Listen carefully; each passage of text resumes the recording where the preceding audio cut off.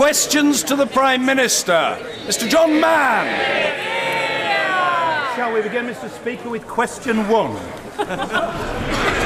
Thank you, Mr. Speaker. This morning I had meetings with ministerial colleagues and others, and in addition to my duties in this House, I shall have further such meetings later today. John Mann. Is that... Mr. Speaker, is that it? Is it the best the Prime Minister can do? Nothing for British pensioners, nothing for British workers, and as the Office for Budget Responsibility and the Treasury have both confirmed, his long-term economic plan is reliant on over 1 million new migrants entering this country before 2020. Has the Prime Minister got the bottle to confirm this inconvenient truth? Well, I tell you what we're doing for pensioners, and that is a triple lock on pensions. Never again the 75p rise they got from Labour, but either prices or wages or 2.5%. I can tell you what we're doing for people who want to work hard in Britain. That is create 2.3 million more jobs since I became Prime Minister. But yes, of course, I believe that we'll succeed more as a country if we get a good deal in Europe and stay in a reformed Europe. That will be good for jobs, good for investment, good for growth. And that's what I'm fighting for. Marcus Fish. People in my constituency of Yeovil are rightly proud of their contribution to the defence of our country, whether through the skill and readiness of the Fleet Air Arm at Yeovilton or the local high-tech industry making and maintaining helicopters and equipment for our ships, submarines and aircraft and those who bravely serve in them. In the current circumstances of increasing security challenges and responsibilities and a worrying lack of commitment to defence in many European countries, I welcome the leadership the government has shown in committing to spend 2% of GDP on defence, and ask whether my right honourable friend will meet with me to discuss ideas I have to build on local capability.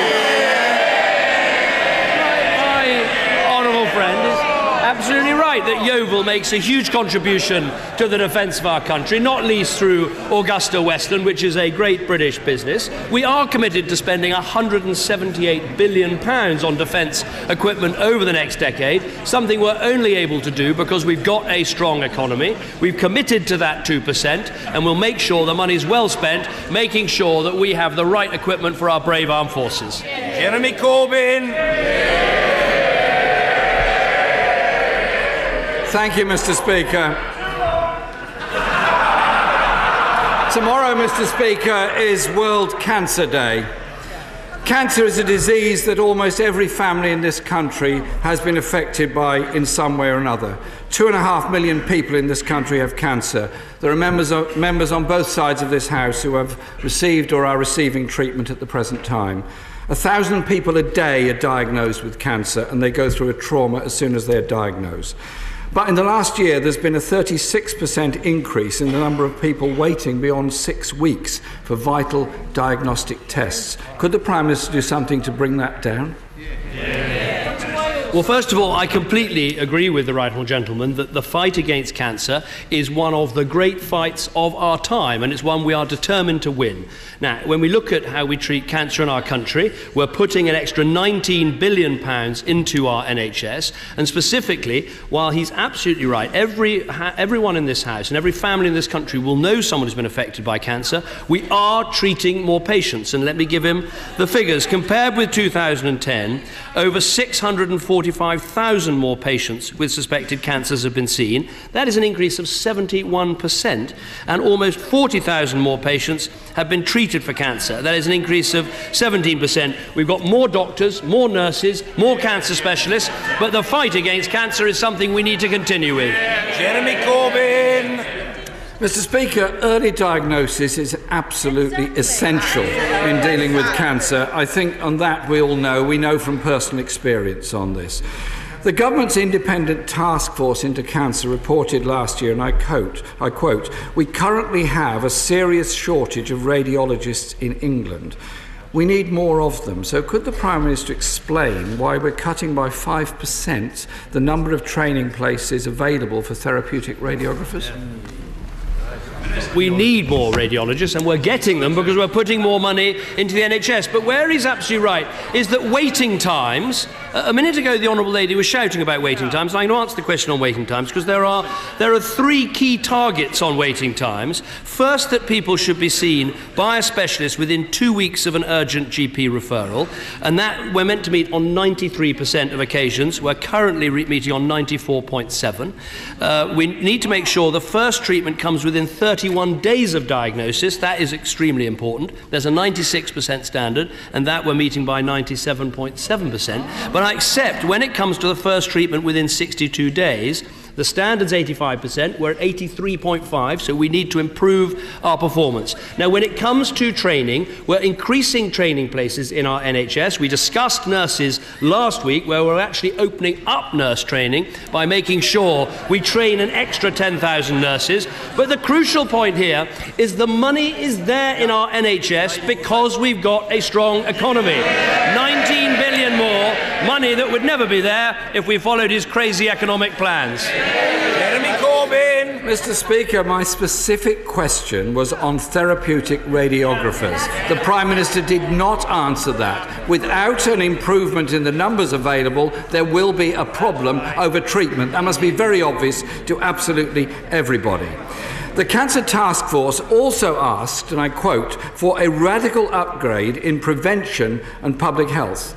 Programmes like stopping smoking and anti-obesity are absolutely essential to stop the spread of cancer and indeed to help people to live better lives so they don't develop cancer at all.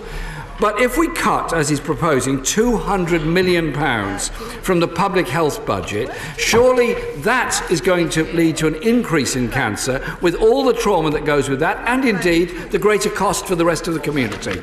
Could he explain why he's making this cut?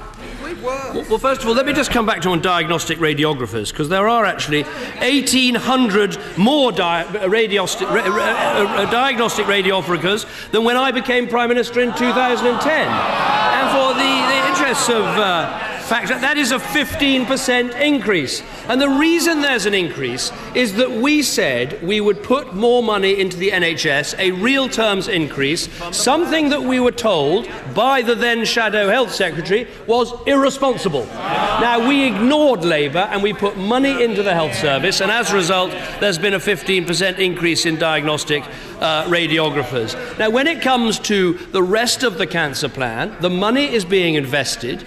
There's a key difference, though, between England and Wales and something he can help with, which is there's a Labour government in Wales. And whereas we've got a cancer drugs fund, they have no cancer drugs fund in Wales. So he needs to sort that out with that Labour administration. As for public health, under this government, real advances have been made on public health, including smoking rules in the backs of cars, including plain paper packaging, including ring fencing public health budgets, all done under the Conservatives, not done under Labour. Jeremy Corbyn! Mr. Speaker, the Prime Minister is responsible for the health service in England. Wales is a devolved matter, and he must be aware, and he must be aware that cancer survival rates are improving better in Wales than in any other part of the UK. But my question was,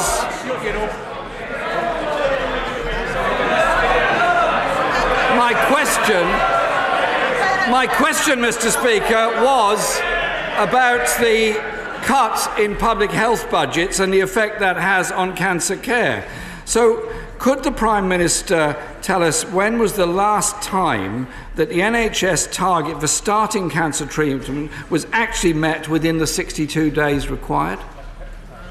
Well, as I've said to him, of the 3 big targets, we're meeting the specialist within 2 weeks target, we're meeting the first treatment within 31 days of diagnosis treatment, we're currently falling short of the 62 days target, something which I actually said in the answer to question 2, but he hasn't got round to it till question 5. I think the cogs need to turn a little bit faster. Now, he cannot wash his hands for the situation in Wales. Labour run Wales.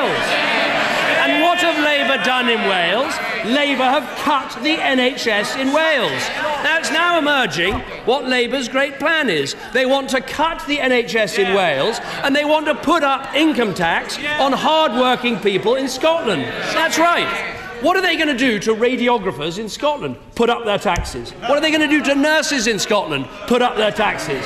What are they going to do to dentists in Scotland? Put up their taxes. We now know Labour's plan. Higher taxes for more welfare. They've learnt nothing in the last decade. Mr. Speaker, the last time the 2-month target was met was 19 months ago. The Prime Minister must be aware of that, and I'm pleased if he's taking action to make sure that doesn't continue or get any worse. I want to turn to another issue that affects cancer patients, and that is the recently deleted provisions in the Welfare Reform and Work Bill that would have taken £30 per week from ESA claimants in the work-related activity group. Martin contacted me this week, who says, OK, it's very funny for many members opposite. It's not funny for Martin. Martin has a close friend who has breast cancer and, I quote, is obviously too unwell to work, and cuts will put her into hardship at a time when she's most vulnerable. There are 3,200 people with cancer hit by this cut to the ESA. Will the Prime Minister now confirm, when that matter returns to the Commons, he will ensure the Lord's position is upheld and people like her do not suffer the cut that he wanted to make in the first place? Let me explain to the right honourable gentleman and to the House the situation. As everybody knows, there are two sorts of employment and support allowance. There are the work-related activity group, who are able to train for some work, and then there's the support group, who go on getting employment and support allowance indefinitely. That is the situation, and what we've said is that in future, the work-related activity group should be paid at the same rate as job seekers' allowance. But that is for future claimants, not for existing claimants who continue to be paid at the same rate. And of course, if someone has cancer and can't work, they should be in the support group. And we've had this issue looked at again and again and again, and they should be, if they can't work, they go on getting the welfare payments they need. That is what a compassionate Conservative government does. But I have to come back to him, because he cannot wash his hands for the situation in Wales. Hip operations in England take 75 days waiting times on average. In Wales, it's 197 days. Diagnosis of pneumonia takes 2 weeks longer. Treatment of cataracts, hernias, heart operations take 2 months longer than in England. Labour are running Wales. He's responsible for Labour. Pick up the phone, tell them to stop cutting our NHS. Mr. Speaker, it's very interesting the Prime Minister did not answer the question I put, which is whether or not he will proceed with the cut in ESA to 3,200 people with cancer at the present time. I hope he thinks seriously about this and does not proceed with this proposal. He will find that Macmillan Cancer Support, Rethink Mental Health Illness, Parkinson's UK are all united in opposing this cut because of the effect it will have on people with a range of very serious conditions. The Prime Minister used to say that those with the broadest shoulders should bear a greater load.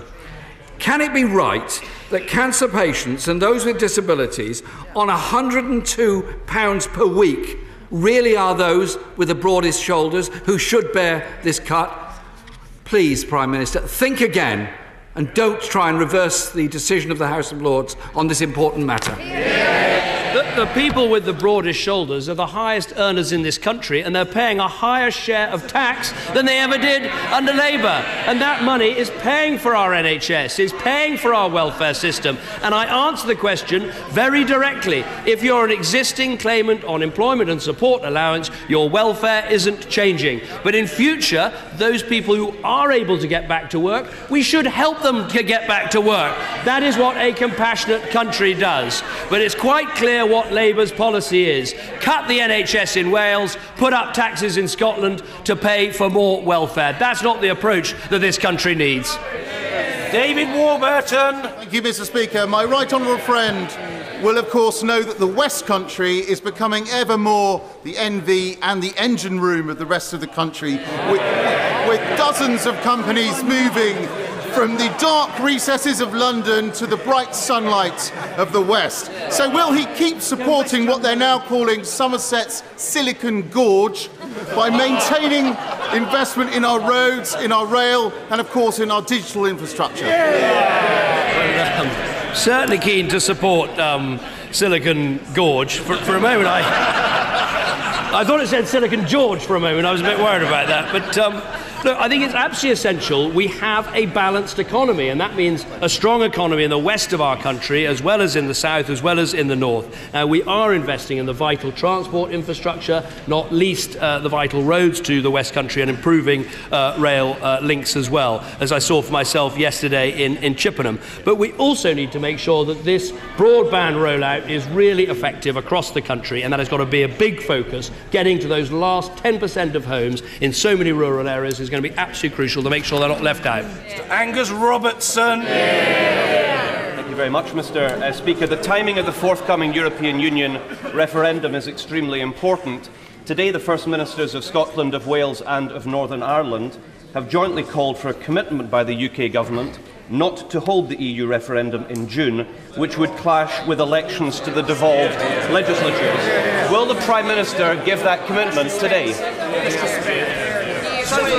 Well, first of all, there is no agreement, and so no date has yet been fixed for the referendum. We discussed this a lot in this House of Commons, and we legislated to make sure we wouldn't hold the referendum at the same time as Scottish or Welsh elections. The former First Minister of Scotland, who's not in his place today, said it would be wrong to hold a referendum within 6 weeks of those elections, and I can guarantee that won't happen. Mr. Angus Robertson. Mr. Speaker, the First Ministers of Scotland, Wales and Northern Ireland have written today saying that they believe holding a referendum in June, and I quote, risks confusing issues when clarity is required, and call on the Prime Minister to, again, I quote, defer the EU referendum at least until later in the year.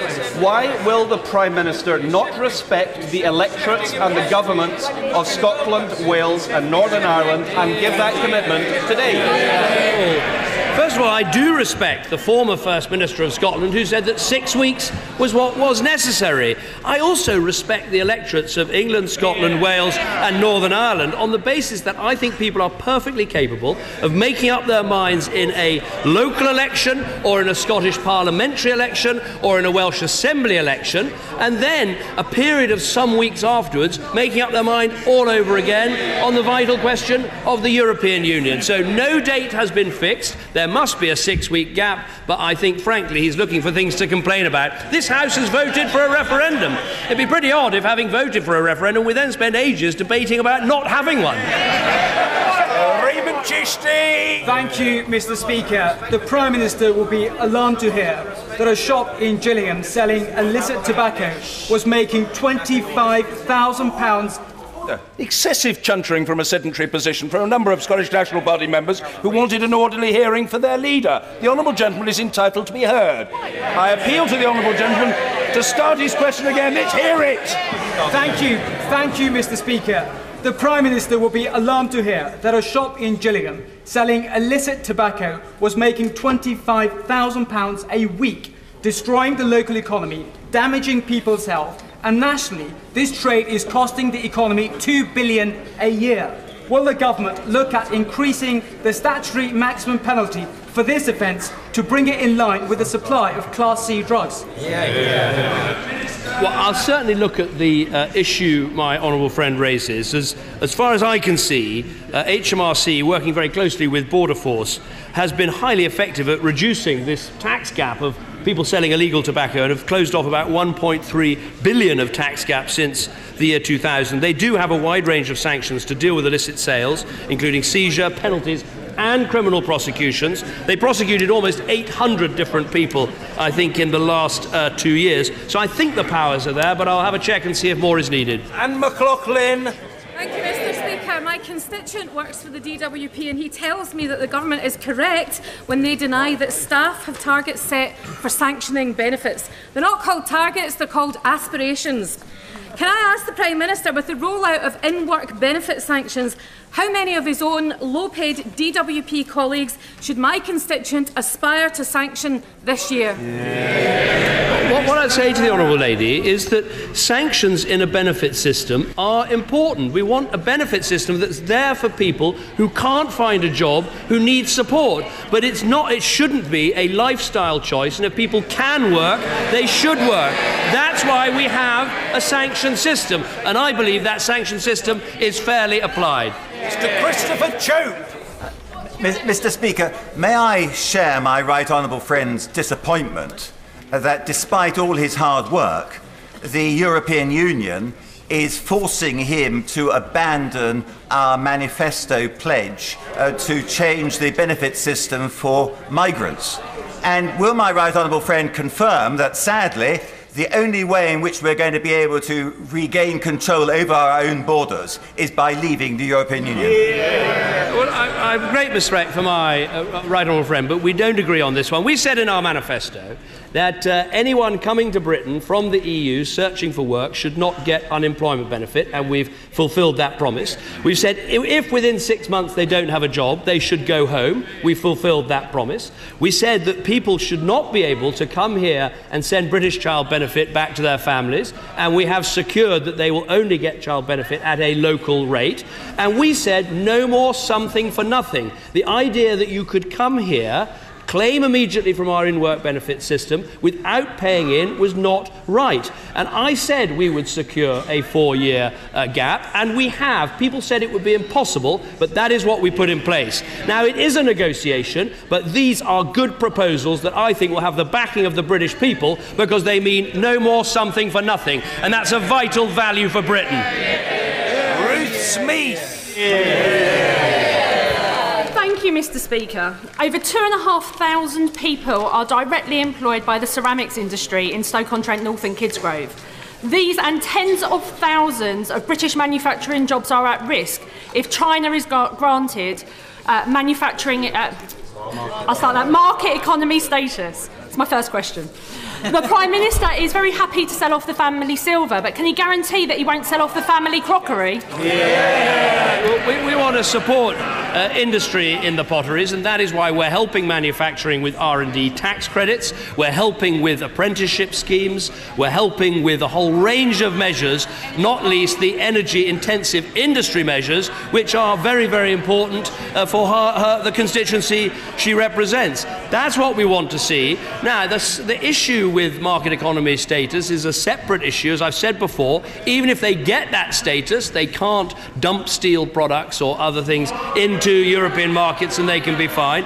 And what we should be doing is making sure we're driving open markets for us to sell to China. They are the ones with the massive growth in the middle class taking place, of hundreds of millions of people joining that, and there are many great products made in Stoke that should be sold in China. Andrew Turner. Sir, the Isle of Wight Council can balance the books this year, but fear they will be unable to do so next year. Would my right honourable friend confirm the government's willingness to work with them over the coming months to help them to access existing sources of finance or find new ways to address the island's unique circumstances? Well, we're very happy to work with the authorities on the Isle of Wight. I think I'm right in saying that when it comes to spending power, actually the spending power is increasing slightly in the next year. But what we are doing with this settlement for local government is, because overall it's a relatively flat cash settlement over the 5-year period, we're allowing councils to use their reserves and also to sell unwanted property and use that money directly to provide services to bridge over the period of the next 5 years. So very happy to look at the circumstances of the Isle of Wight, but I believe this is a fair settlement. Stella Creasy. Thank you, Mr. Speaker. The Prime Minister has told us today that more money is going into the NHS. Let me tell him that my local hospital trust is spending £1.5 million a week on interest payments alone to Innisfree for its PFI deal. Now, wait for it. Come on. The Prime Minister eventually saw sense about the need to deal with the damage that high-cost credit was doing to individuals. When will he deal with these legal loan sharks of the public sector? Well, you know, sometimes it takes a long time to unwind the damage done by a Labour government. She's absolutely right. One of the first things we did in government was to launch a review of Labour's PFI and begin an initiative to extract savings and give better value for money for all of the projects, including Bart's. What we're seeing in her own health economy is we're seeing there are more GPs in the NHS. And in terms of the NHS Waltham Forest Clinical Commissioning Group, next year they're getting a cash increase of 3.7%. That is money provided because we're putting more money into the NHS. Antoinette Sandbach. Mr. Speaker, a lone parent in my constituency has described her experience of the child maintenance group as appalling, with a lack of communication, being passed from pillar to post, a failure to act on evidence and not progressing with enforcement. Will the Prime Minister arrange for the Secretary of State to meet with my constituents to discuss the particular issues around the enforcement of child maintenance when non-resident parents are gaming the system and depriving children of the support they're entitled to? I'm very happy to help arrange that meeting, and I know my honourable friend speaks, as many of us find in our own constituency surgeries, particularly about the behaviour of the non-resident parent and how they give everyone the runaround and don't fulfil their duties by helping to pay for the children that they are responsible for. As she knows, we introduced a new statutory child maintenance service for parents who are unable to make a family-based arrangement. It should be bringing speedier processing of applications, simpler calculations and faster enforcement action, but I'll make sure she has the meeting that she needs to straighten out this case. Tom Elliott. Mr. Speaker, I'm wondering if the Prime Minister can comment on recent events in Northern Ireland regarding the investigations into Steakknife, the alleged informer, and will he ensure that there are equal investigations into the likes of the Enniskillen bomb, the T-Ban bomb, and other major atrocities by terrorist organisations? Well, I will look carefully at what he says. We have to make sure that we look at all of these things in a fair and reasonable way, and perhaps I can write to him about the issue. Julian Knight. Thank you, Mr. Speaker. £38 billion a year is currently spent on pensions tax relief, with 3/4 of that going to higher rate taxpayers who need it the least. Would the Prime Minister agree with me that it would be a huge boost to social justice in this country if pensions tax relief was reformed to a single flat rate, which would benefit millions of hard-working Britons? Well, I know my honourable friend speaks on this issue with considerable expertise because of the career he had before coming to this House. So he brings a lot of knowledge about this sector. Look, he's right that there are great costs related to pension tax relief. That's why the Chancellor published a consultation last summer to see whether the system should be reformed. But as the saying goes, taxes are a matter for the Chancellor and his budget. Margaret Greenwood. Mr. Speaker, I welcome the government's announcement of further support for child refugees last week, as far as it goes. A 9-year-old girl who lives in my constituency has recently asked me what we're doing to help refugee children. Of course, what a child refugee needs most is a home. When are we going to offer a home to 3,000 unaccompanied refugee children in Europe? Well, first of all, let me say to the Honourable Lady what we've done so far. She knows about, obviously, the 20,000 relocation scheme, where we got 1,000 people in by Christmas, including many vulnerable children. That is going well. I think fewer people are aware of the fact that in the last year, through our normal asylum processes, we took something like 2,500 unaccompanied children last year. And if you look at Kent Social Services and the pressure they're under, they've got something like 1,000 children that they are looking after and obviously facing great pressures on. I think another point that people don't always recognise is, of course, unaccompanied children in Europe, if they claim asylum in the country they're in, under the Dublin regulations, if they have direct family in Britain, they can come to Britain. So we think that is the right approach, taking some more people from the region, but being very cautious, because all the evidence shows, even if it's an orphan child, they may well have some broader family they're connected to, and it's better to keep them with them. Rutley. Thank you, Mr. Speaker. Given the security threats faced by this country, whose policies are most dangerous? Those in Scotland who want to scrap our nuclear deterrent completely, or those on the party opposite who want to keep Trident submarines without nuclear missiles? Well, it is hard to choose from the wrong or the bizarre. You can take your pick. Labour's latest plan is to use Trident submarines to transport military personnel around the world. It's the most expensive Uber service that anyone has ever thought of. You really do wonder, what on earth will they think of next? Martin Doherty. Prime Minister may be aware of the case of my constituent Lisa Brown, whose family were notified by Spanish police authorities on the 10th of November 2015 as a missing person, though could have been missing since the 6th of November. Lisa's mother, Catherine, her sister Helen and brother Craig have visited Spain several times since and have met both with Spanish authorities and with UK consular staff. While the Spanish authorities state they are actively working on this case, there have been various pieces of misinformation in the Spanish media which we know not to have been helpful. Can I call upon the Prime Minister to seek assurances on behalf of Lisa's family from the Spanish authorities here in London and in Madrid, as well as the Foreign and Commonwealth Office, that everything possible is being done to ensure that Lisa's family can get the answers they so desperately need? I will certainly look into this case and make sure, after the Honourable Gentleman has raised it so clearly, that the Europe Minister meets with him to try and make sure everything is done for Lisa's family that's possible. Spencer. Thank you, Mr. Speaker. Further to the question from the Honourable Lady from Walthamstow, my Shield Forest Hospital Trust is also wrestling with a disastrous PFI signed under the Labour government. Luckily, there's light at the end of the tunnel as Nottingham Derby Trust look to take over Shield Forest Hospitals. But can the Prime Minister assist them in any way in solving this enormous mess left by the previous Labour government?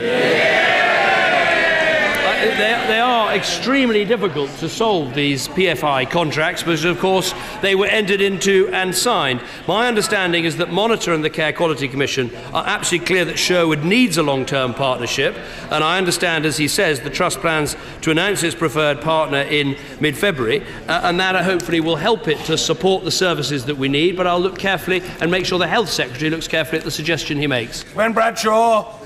Mr. Speaker, following the shocking official report into the murder here in London of Alexander Litvinenko, when will he and his Chancellor take some meaningful action to tackle the dirty Russian money and property here in London that helps sustain the Putin regime?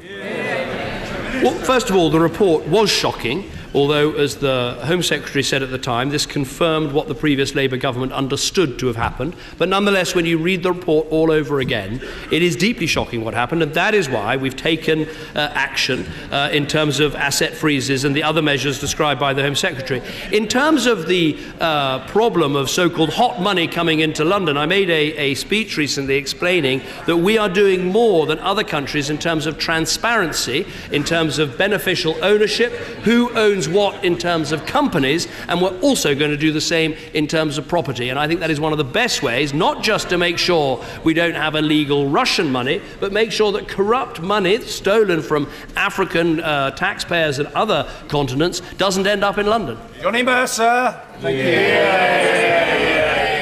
When I first came to this House, I spoke of that great stain upon this nation when it comes to our care of our armed forces veterans and doing our duty in this House by those who have done our bidding.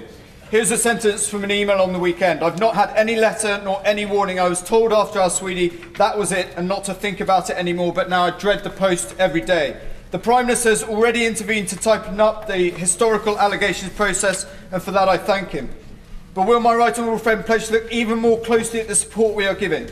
so that what we want to deliver and what is actually delivered are the same thing. Well, I'm very happy to look at that specifically. On Al-Swedi, I've been very clear about what went wrong and how unacceptable it was, and let me repeat again, we'll continue to provide our fullest support to those going through investigations, including providing legal advice, and also we will crack down on any legal firm that we found has abused the system. Now, we do, because we have got the military covenant now written into law and a covenant group that meets under the excellent chairmanship of my right honourable friend, the member for West Dorset, we have an opportunity not just to raise but to try and properly tackle these issues in a systematic way. Stephen Kinner. Mr. Speaker, the dumping of Chinese steel is crippling the British steel industry. The granting of market economy status to China would dramatically reduce scope for taking anti-dumping measures. Why then is the Prime Minister supporting market economy status for China? Is it because he puts cozying up to Beijing ahead of protecting British industry? No, I put helping British industry first. That is why we've cut taxes for British industry. We're cutting the energy bills for British industry. We're helping with apprenticeships. We're busting open markets abroad so the British industries can succeed. And crucially for the steel industry, we're investing in our infrastructure and trying to make sure there's a real forward order book for British steel. But I think the honourable gentleman is wrong. We should take these two issues separately.